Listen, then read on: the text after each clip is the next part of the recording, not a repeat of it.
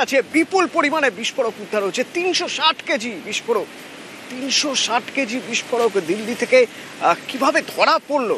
মৈত্রী রয়েছে সরাসরি আমার সঙ্গে। মৈত্রী, কোন সোর্সে কিভাবে জানা গেল, ধরা পড়লো কিভাবে?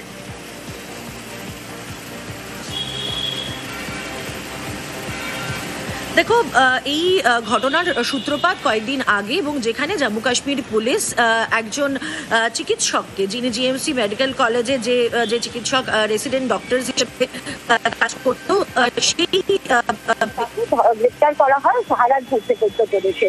এবং তারপরেই তাকে জিজ্ঞাসাবাদ করে বেশ কিছু তথ্য পায় জম্মু কাশ্মীর পুলিশ, এবং তার সঙ্গে সঙ্গে ফরিদাবাদ পুলিশও ফরিদাবাদের বেশ কিছু জায়গায় তারা সার্চ করতে শুরু করে। এবং সেখানেই হাউস বলে একটি গ্রাম, যেটি ফরিদাবাদের বেশ ইন্টিরিয়ারে কিন্তু আবার দিল্লির লাগোয়া, সেখানের একটি মেডিকেল কলেজ, আলফালা বলে মেডিকেল কলেজ, সেখানে মূলত সংখ্যালঘু অধিষ্ঠিত গ্রাম, এই গ্রামের আলফালা মেডিকেল কলেজ। এবং সেখানে গিয়ে যখন রেড করা হয় তখন 350 কেজি এক্সপ্লোজিভ এবং সেখান থেকে অ্যাসল্ট রাইফেল পাওয়া যায়। এবং এই প্রসঙ্গে বলি যে কেন এই আদিল রাঠারের ওপর প্রথম সন্দেহ হয়েছিল।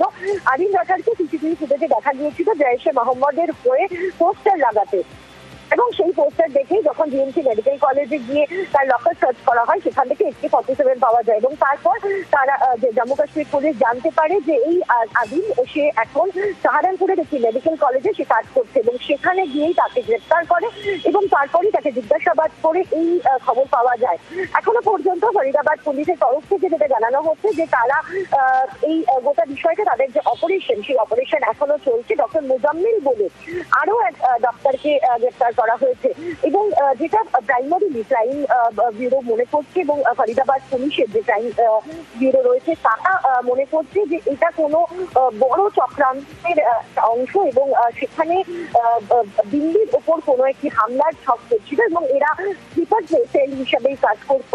এবং এদের সঙ্গে আরো কোনো কেউ জড়িত আছে কিনা, এবং দিল্লির আশেপাশে আর অন্য কোথাও এত বিপুল পরিমাণের এক্সপ্লোজিভ কোথাও মজুত করা রয়েছে কিনা, এই সমস্ত বিষয়ে কিন্তু তল্লাশি চালাচ্ছে।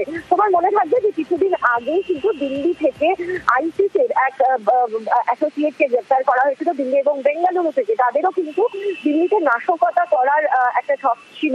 অক্টোবরে তাদেরকে গ্রেপ্তার করা হয়, এবং সেখানেও কিন্তু জানা যাচ্ছিল যে দিল্লির দিওয়ালির সময় দিল্লিতে নাশকতা করার তাদের ছক ছিল, এবং তাদের সাথে এই গ্রুপে অর্থাৎ এই আদিল এবং মুজাম্মিলের কোনো যোগ আছে কিনা সেটাও কিন্তু একই সঙ্গে ফরিদাবাদ পুলিশ এবং দিল্লি ক্রাইম ব্যুরো তারা খতিয়ে দেখছে। ধন্যবাদ মৈত্রী।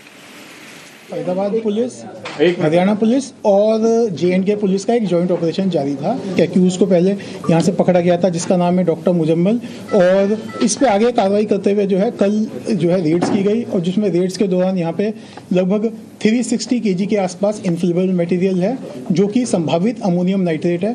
साथ साथ ही जो है जो फायर आर्म्स में एक कैरन कॉप rifle with 3 magazines and 83 live rounds, इनसे जो है रिकवरी की गई है। और इसके अंदर जो है अभी जो है कार्रवाई जो है दोनों की हमारी जॉइंट पुलिस की कार्रवाई जो है जारी है।